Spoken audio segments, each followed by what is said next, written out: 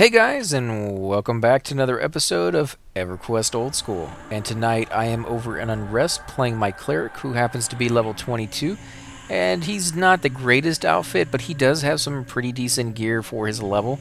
I don't like to brag, but I mean, I'm just giving you an idea of what is on his character. So if you're trying to decide whether you should come over here into this room yet or not, as a Cleric, your equipment doesn't really matter nearly as much as other classes such as tanks. You know, without good equipment as a tank, you're going to take hits incredibly hard, and, you know, I don't care who you are, the tank or the healer's probably not going to be able to keep up with it if you're walking in there wearing cloth when you should be wearing bronze or something along those lines. So, as a healer, the only thing that really makes a difference in your class, if you're playing it right, is wisdom. Because again, if you know what you're doing, you could pretty much play an entire group without ever getting hit once, if everybody's doing what they should be doing. And I think our healer just went off to go pull because he's playing as the tank right now, and we had just gotten an ad. So did he get another one? No, I don't think he did. I think he came back in time. No, he got one. So now we have two here that we have to fight, and I'm low on power as it is. Mez ad, okay. And then we got another 20 Cleric looking for group. Might as well get 3 Clerics in here. This is one of the few zones that can handle such kind of groups actually being put together, because any of the extra Clerics can act as a DPS. Yeah, Cleric Knight in here. It's always a zone packed with the Clerics, because again, anytime you have a class who gets something very specific like damage to undead, or like mages, I believe, get damage to elementals. So any zone that has elementals in them at that level that they get that spell will usually be very camped by that class, because it's going to be their most mana efficient spell, which means they're going to be able to kill the quickest with and use the least amount of power, which means they can kill more creatures of that level and basically level faster. And everybody's always looking for that extra little advantage to level faster, because it does take so long to level in this game. And I don't really mind when they get spells like that, because where they do actually help you level a little quicker, the difference is, instead of taking you, say, 80 hours to get through that level, it will take you maybe 62. And so, yeah, that's a pretty big difference, but it's still 62 hours to get through that level, which is still incredibly long. So, and that's 62 straight hours of playing hardcore, or over the course of 3 months, whatever amount of time you put in there. This is kind of fun because he's actually tanking. Don't get used to it, because nobody likes a healer who wants to tank. That's just not what you're there for. But in this situation, we got an ad. I don't think they see it yet. Let me go ahead and tell them. Hopefully, because I can't keep up with these heals on the healer if they don't mez that. Our enchanter is kind of, I won't say bad, but he's kind of slow on the uptake, which is, I guess you could consider bad at higher levels, because if you're not fast, enchanter is probably not the race for you to play. It's let me do 10%. I'm not even at 10%. I'm actually at like 5%. So I'm pretty close to being out of power here. But yeah, if the enchanter is not quick on the draw, unfortunately, yeah, we got him. But unfortunately, that could pose a great deal of issues later on, because when a tank pulls something in, he may have 15, 20, 25 mobs on his butt. He can't survive that for even probably 2 hits. I mean, maybe not even 1 hit. 25 creatures all double hitting him or quad hitting him at the exact same time. If he can survive that for 1 hit, he's probably a warrior with really, really good stuff on, or he's fighting incredibly low creatures, and then it's not even an issue at all. But if you're fighting creatures that you actually get experience at, yeah, we definitely need to met up. But if you're fighting creatures that you definitely get experience at, he's probably not going to be able to take those hits. So you have to basically stun all those creatures before they do anything to him, and they're going to be right on his butt. So you just have to imagine how fast you have to be with that stun, and then you have to go in there and either group mez them, and then go in there and single mez them. And your job from the beginning of the fight, actually before the fight even starts, you need to be paying attention. So your job starts before the fight is over, or before the fight even starts, and long after the fight is over, because you're doing stuff the entire time, and it's a hectic job. It's one of those ones that you got to be paying attention to, and that's why there's not a lot of people who choose to play enchanters. They're very sought after for that specific reason. Clerics, on the other hand, I personally think that the clerics are pretty easy to play. In fact, they're a little on the boring side for most people because, again, all you kind of do is stand up, sit down, stand up, sit down. I was actually watching one of Sirikin's old podcasts, and he's a GM on the server, for those of you who don't know. And he also has a podcast every Monday night that you can see on Twitch, and then he puts it on YouTube. But he talks about some of the stuff they do when they're trying to find people who two-box. And two-boxing is completely and totally against the rules on the server. For those who don't know what it is, basically you have, and they call it two-boxing because you used to have to do it with two computers. Now you can do it with just one. But basically you load onto two different accounts. You have them both logged in at the same time. You probably have them set. Do you have the region for symbols? No, I didn't bring any with me.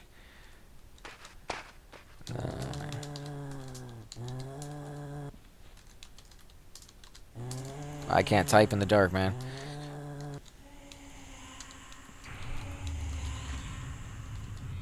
Holy crap, I can't type.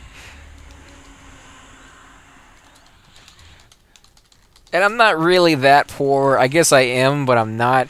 Basically, the money I have has been given to me by other players, and I don't really feel right using that on stuff that doesn't progress my character a little further. Symbols is something you're going to have to just out of pocket. You're going to have to pay for it. And if you don't, you're not going to find a lot of groups at later stages of the game, but at this early point, symbols is a high luxury that you don't have to cast. A lot of people won't expect you to have that.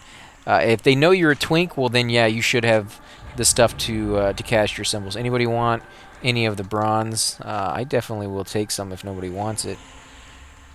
I could. Oh wow, I can't. Forget it. No, I'll let them have it. Just pretend I'm a paladin. No, you're not a paladin. You're a cleric. Stop. No, don't even think you're a paladin for a second. Now, paladins aren't the greatest tanks in the world to begin with, but it's an insult to a paladin to compare yourself to one as a cleric, which is saying something because you can't insult a paladin very easily. They're pretty much on the bottom rung as it is. They're not very sought after. They're okay as tanks. I guess, you know, this. I kind of make fun of paladins and shadow knights as not being that greatest tanks in the world, and they're not. But they're better than nothing, and for most people, those are the tanks that people will group with the most often. You won't really find too many, and I'm doing the healing job, yeah, because he's doing tanking. But yeah, you won't find too many of those classes that tend to... I just completely spaced on what I was talking about. Holy crap. I am doing horrible tonight on this video, guys. I do apologize. This is probably one of the worst commentary ones I've done. I can't even remember what I'm talking about half the time. It's because I'm trying to concentrate on what I'm doing in this room, because I haven't been in this room very much. I came up here one time on an earlier episode, and we were up here for about 5 minutes before the group, I guess, that had gotten wiped decided to come back and say, hey, this room's ours, and we didn't want to argue with them, and those are the rules that... Oh, crap, I'm getting hit here. Come on, Enchanter. Get him off of me. Come on, there you go. Now, nice. Took you long enough, man. I mean, I could have died in that amount of time at higher levels. Now, at these lower levels, you can slack, and I completely just went off the subject that I was talking about and came back to a subject that I was talking about previously. I know I'm all over the place, but yeah, you can slack a little bit, but not too much at these early stages. At higher levels, you're not going to be able to do that at all as an Enchanter. So you might as well get on the ball. But yeah, we were only up here for about 5 minutes in that earlier group before we had to leave. And so I don't have a lot of experience with this room or the creatures that will spawn up here in this room. And it looks like ghouls and carrion ghouls for the most part. We have seen a few werebats since we've been up here, which are kind of a lot more difficult to kill. And remember, all the weapons that you need to kill these guys have to be magical. If you're a monk and you're wearing just normal gloves that are not magical, then when you try to punch them, you're not going to do any damage. If you're kicking them, you need magical boots on for you to do that. If you're just a regular warrior class, like a Shadow Knight or a Paladin, You can just use a regular magical, mace or sword or something like that. But it has to be magical. The same thing goes for your shield. If you want your bash to affect the creature as far as damage goes, you have to have magic. But I don't know if the stun will still affect him if you don't have a magical weapon. I think it will, but don't hold me to that. It's been a very long time since I've really ever had to worry about that. Because again, by the time you're like level 15 to 20, you've got magical weapons, you've got magical shields, magical boots. And then from then on, it's not an issue because everything that drops that's any good will obviously be magical to boot. So, it's only at the early stages that you really even have to concern yourself with that. And I'm about 80%, so I'm good to go on that. And our enchanter is completely naked. I don't know if he is just poor or if he just likes that look and he's just going for something very simple or what happened there, but Cleric in distress, a skeleton monk is harming me. Oh, because he's using his macro. Because he doesn't have a macro for healing. He has a macro for get it off of me, you're slacking at your job. Is basically what that is. I'll use the incoming from now on, yeah. That's funny. Oh my god, that's I need to move a little bit because I'm trying to get the right angle and it's just not working very well. Let me move a little bit away from this wall. And as a cleric, you probably should stick yourself in a corner and just stay there. Because, again, if you are a cleric and you have to worry about the creature occasionally jumping on you and aggroing you, you want to make sure that he doesn't have anywhere to push you. And a corner is the best place because he can't push you left, he can't push you right. He can only push you further and further into that corner. And as long as that area is not bugged out, he can't push you into the wall. He can't, like, push you through it to where you're like you fall down at the end of the world and you lose your corpse and all that that other nonsense that happens on occasion. But when you stick yourself in a corner, you won't get interrupted nearly as often, and the tank will always know where to go when you do your little thing that says we need somebody to get this off of me because you're slacking at your job. I'm getting attacked by whatever. Please come over here and taunt it. He'll know exactly where you're standing because you're not running around. I used to have it in the old days when I'd get to like level 30, 35, especially with a girl that I was dating at the time. She was playing a mage, and I've talked about her a few times. She soloed all the way up to pretty much max level before we started grouping together and before we really even became a thing. But she never quite understood, no matter how many times I tried to explain it to her, that when you get hit, you don't run around, like a chicken with your head cut off, and you got to stay within radius of the healer. The healer needs time to cast his heal spell, and he can't do it while he's moving. And if you are constantly running out of his range, then he starts his spell, and by the time it goes off, and it should have saved your life, you're now dying because you got too far away from him. But she always had it in her head, because she soloed all the time, that when a creature is attacking you, you run away from it because nobody's going to save you but you. And that's a complete and total different mentality to have than when you're in a group. When you're in a group, you got to remember that there's other players there who will help you. And they have certain means and certain ways at their disposal to do that. And if you run around, you're just causing a headache for them. You're probably going to die, and 99% of the time she did die because I couldn't get to her in time. She just kept running around. And it wasn't until I told her that, because I told her not to run around. I told her to stay where she's at and wait for me to heal her and wait for somebody to taunt it off of her. Never would do that. She just didn't feel comfortable doing that. So she always had to run. And it wasn't until I told her, if you got to run circles around me. Because as long as you're running circles around me, I can heal you, and you feel whatever comfortableness, your silliness, that running around in circles gives you. And you're ticking off, the rest of the group, because the tank now has to run around you to try to taunt this thing off of you while you're running around in circles. So now he's running around in circles rather than just standing still taunting it and having an easier time doing that.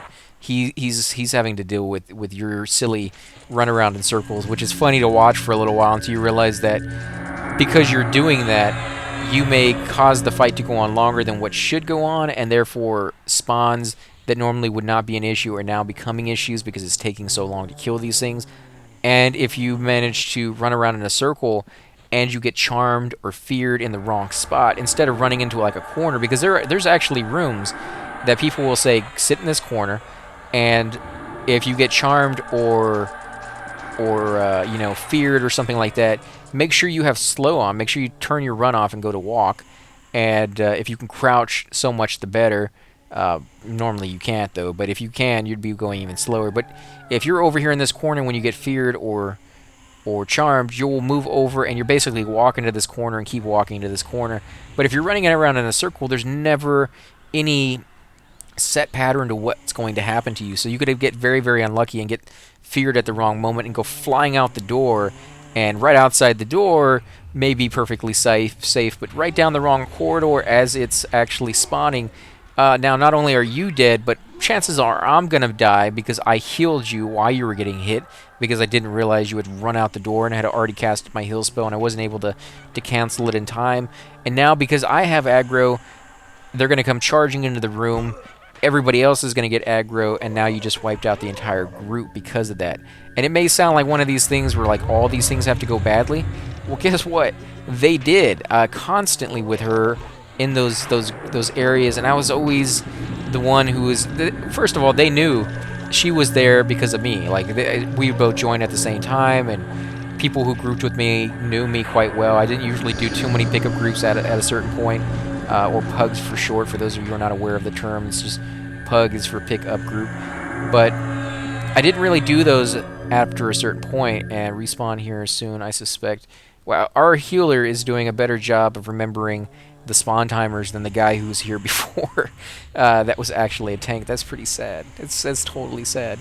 But yeah, I didn't group with complete strangers most of the time, so most people knew that she was with me, and they would send me tells being like, come on, there's nothing you can do to stop her from doing that crap, because they couldn't kick her out, and they would have like 99% of the time of the groups that we're in. I would hear constant complaints from these guys, and I would get the tone in their voices when they're doing their little messages to me that yeah, they kind of would prefer to not have her in the group, and if I wasn't there, she would have been booted out.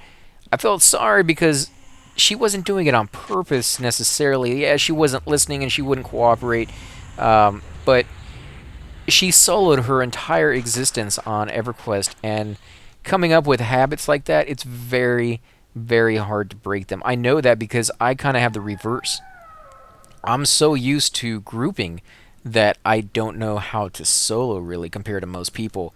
And I probably make mistake after mistake after mistake. The only advantage I have is that when somebody tells me to do something that is beneficial to my survival as a soloer or a grouper or whatever the case may be, I try it out. It may not work for me, and I may sit there and curse it and be like, oh, this sucks, and as probably chances are I'm just doing it wrong. But I will try it and try it and try it until I am guaranteed in my mind that I tried everything I could possibly think of, every variation to make that work, and it didn't work. Oh, so he's asking him if he needs some small vambraces. And I'm pretty sure I'm pretty good on all my stuff, yeah. The only thing I don't really have is a good face. I don't really have a good, well, not my face, but my mask, my visor. I got a small ring-mailed one. I could use a bronze one if they have one, or a bronze helmet, because I don't have one of those either. And I think that's pretty much it, to be honest. Let's see. Okay, so he's taking a little bit of damage. We'll go ahead and heal him. Nope, thanks for asking.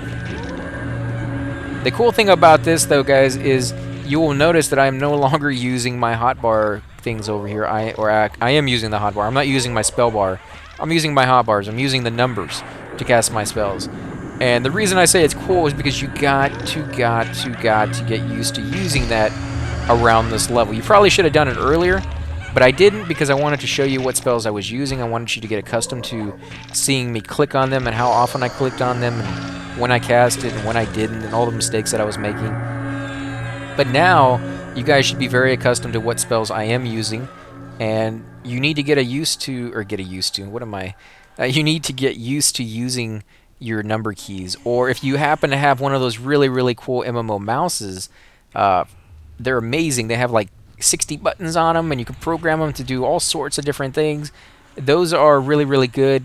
you can go ahead and program the number keys into each one of those little buttons, and then you won't have to sit there with a hand on the keyboard and a hand on the mouse. You can pretty much play the entire game with your mouse. And that kind of brings me back to Surikin's podcast that I was watching on one of his episodes, where he was talking about people two-boxing, and I know that's where I kind of went off the rails and I didn't explain what two-boxing was, but again, it's basically having two programs of EverQuest running on your computer at the same time, two characters in the game, and you're playing both of them, but not full time. And so you're basically buffing, your tank or healing your tank while he runs off. And they're not grouped together, or maybe they will be grouped together, depends on how you want to do it. A lot of people will have like a high level druid that they have leveled up, basically power leveling one of their low level ones rather than pay somebody to do that or get a friend to do that. And the reason it's against the rules on the server is because it kills the game. What usually ends up happening is people will have 3 or 4 or 5 accounts running at the same time, and they will be a group onto themselves, which means there isn't a group there in the room where there could have been. Like over here, each one of the people that I'm playing with is an actual person, and they're playing their character as we speak, and only this character, which means all 5 of us are able to enjoy this room.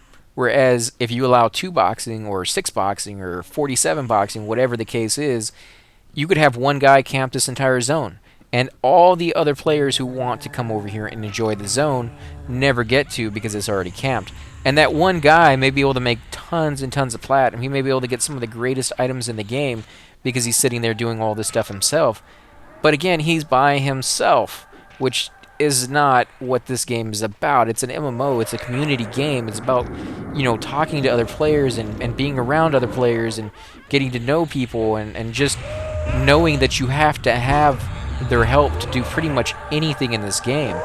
And so having 2-boxing and things of that sort really just kill the community vibe. And when that gets destroyed, or when that is endangered and nothing happens, nobody comes to aid it and say, hey, this is not the way it's supposed to be, get rid of these 2-boxings and kind of fixes it. If nobody does that, the community just ends up disappearing. Like, who's going to want to play when you can't get into a group? And if you do get into a group, it's one guy playing 5 other characters, and you're just the 6th guy kind of tagging along. And he's too busy playing the other 5 classes to talk to you. And even if he wanted to talk to you, he's not going to, because obviously he's antisocial, and that's why he has 5 freaking accounts or 6 accounts. It was crazy.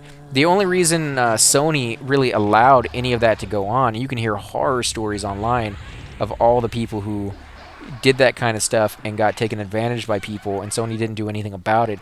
And it's very obvious to why. It's because they wanted the money. I mean, they're a company. They have to run the company. They have to pay their bills. They want to make a profit. And at some point, they did things that the fans who were trying to, enjoy the game and actually create a very fun environment to be in, but not necessarily a profitable one, started butting heads in that regard. And of course, Sony, doing what they had to do, and doing what was best for their company at the time, at least in their minds, sided on, well, we'll make a little bit extra cash. We won't limit how many accounts they can have, because back then you had to buy a new copy. You had to, pay a monthly fee to be able to have a second account. So if you had 6 accounts, they didn't care that it was one person playing 6 accounts. They just cared that they were getting paid for 6 accounts. At least that's what I imagine. I can't speak for what they were actually thinking of at the moment, but from the fans' point of view, that's what they were thinking, is that all they were really concerned with was the money. And it kind of ruined the game, not because they were caring about the money. I mean, I think every company deserves, for their effort that they put into a game, to get paid for that game. I mean, it's a love of labor, but or labor of love, but they should get paid for it, so they can make more games that you in the future could enjoy playing, and they can make a living off of doing what they love doing. But they went a little too far, I think, in my opinion, and it ruined the game. So they don't allow it here on this server. And when you do that kind of thing, it destroys the community. So I would highly suggest not doing that. But yeah, if you ever see anybody 2-boxing, hit the record button, fraps it. Let the GMs know. I mean, I never was one for ratting on other people. That's definitely not my personality. If somebody's doing something, I usually just kind of as long as it's not hurting somebody else, and that doesn't really physically hurt or mentally hurt anybody else, it does destroy the community, so it hurts the game. And in return, because it hurts the game, it hurts the community who plays the game. But directly, no, indirectly, yes. But I mean, that's really up to you whether you want to turn somebody in for that. Me personally, the bigger ones where people were trading real cash for in-game items and things of that sort, I think that hurts the game, or hurts individual players a whole lot more, because one, somebody's taking advantage of the fact that the people who made this game, Sony, and the people who put this game together on the server and has donated their time freely, they're not getting paid anything at all. And here you are selling an item for real cash off of their hard work and off of Sony's hard work, and neither one of them is making any money off of it. So, first of all, that's illegal to do anyways, but morally, it's just wrong. So that's why I would report that one. They're not going to get arrested or anything, but they will get banned from the server, so it doesn't happen again. And you're never going to be able to catch all of them. But if they can prove that you, real money trade at any time, even if it's 4 or 5 years down in the future, you're going to lose your account just like that. And it's going to suck really bad. So again, I've mentioned this in other episodes. Just stick to the rules. There's a lot of them you could break. A lot of, people will download these little packs where they can see maps and things of that sort. I kind of, in my opinion, actually hate maps in video games. Not just in Everquest, but in any video game generally. Because what I find, and it's actually the same in real life when I use GPS, is what I find is if I don't have GPS, if I don't have a map, when I'm going to a certain location, I constantly remember that, okay, this is the way I'm going to go. Next time I come, I may be a little lost, but I'll remember a little bit more. After 4 or 5 times doing that trip, I got it down. I never really have to, I'll never forget where I'm going after that. But I've had locations where I'll go to, doctor's offices 20, 30 times. I'll use the GPS every single time, and I have absolutely no clue how I got there. And if it ever stops working, I'll have no clue how to get back, really, except that I know Houston area pretty well. But it's the same way in a game. If I have a map in the top right corner or something along those lines, I'll sit there and watch the map the entire time and see, oh, okay, something lit up on the map. There's a little point of interest that I need to go look at, go check out, see who's there. I go around this thing like this, and this is how I get over to there. But I never actually really take my eyes off of the map and look at the beautiful zone and just see, okay, this is where I need to go through the zone. Oh, this building right here, I recognize that building. I think I go through it. No, I think I go around this one. Oh, wait, I went through the wrong door, and there's a guy in here who's giving me a quest. That is the way I like to play, just kind of running through a zone and finding the stuff if you're willing to explore for it. Nowadays, it seems like games just kind of, here's everything on a silver plate. So super easy. You don't have to use any of your skill. You don't have to think about anything. It's all thought out for you. You just have to push the buttons over and over and over again, and then you're done. And so I don't really like that. I don't really like that at all. So I like the challenge. I like the sense that if I go off and explore, I can find some pretty cool stuff on my own that most people may not find if they're not willing to do that, because a lot of people will just rush through a game and not go off into every nook and cranny, and I like being rewarded for that. I think it's a great feeling. If you put in the extra time, you should get some extra stuff. I don't know where this whole culture thing came from, that everybody has to be special at everything all of the time, and therefore nobody is at anything ever. It just kind of boggles my mind. When I went to high school, there were people who were good at sports, and there were people who were good at academics, and there were people who were good at band, and there were people who were good at hacky sack and stuff like that. It doesn't sound impressive because it's high school. You're not really being that impressive in high school, compared to what you're going to do for the rest of your life. But there was that aspect that everybody had something, and you didn't all have to be excellent at everything. And it just seems like nowadays you do. Everybody has to be on the same level as everybody else. Nobody can have anything better than somebody else does. It's the same thing like MMOs. Oh, you don't want to go do the raid that takes 36 hours to do, and you have to give yourself a whole weekend to get it done? Well, we'll tell you what. We'll do a quest that everybody can do within 5 minutes. You can get an armor that has a different name, but it's equal to the raid gear that somebody else spent a week trying to get. And you can feel good about it because you're just on the same par as they are. You're just as uber as they are. And the real answer is no, you're not. They're putting in the effort. They're better at their class probably because they're spending more time playing it. And you're just coming along and getting the items, and now you feel good because, oh, look at this stuff. I'm just as uber as they are, and it doesn't make any sense to me. It boggles the mind because if somebody else can spend 5 minutes and get the same equivalent of armor as somebody who spent a week, it demeans the person who spent a week. It's like, why would you spend a week? Why, if I'm hardcore playing, I'll just spend the 5 minutes, get that stupid piece of armor, completely bypass that other zone, and move on to something more interesting, a little bit more fun. And therefore, that entire zone that you created as a programmer never gets used, and you're just kind of shooting yourself in the foot over and over and over again. But yeah, I think we're actually going to end the episode here because we do have a little long combat, and I don't want to talk for too long. It's probably already been like an hour. But I do want to thank you guys for watching. If you enjoyed these videos, please hit that like button, subscribe. Definitely helps grow my channel, and I do appreciate it. Also, go ahead and leave comments down below again because I do enjoy hearing back about your history with the game. I have learned quite a bit about the PvP server, Red. I do want to learn more about it, so if you're on that server and you enjoy these videos, let me know what you think of the difference between blue and red. I already know the first thing that comes to your mind, but actual like little details that you have noticed the most. You know, what's the difference between this unrest and your unrest? I'm sure there's a huge difference probably, but I definitely want to hear it from you guys. So again, guys, I will catch you next time.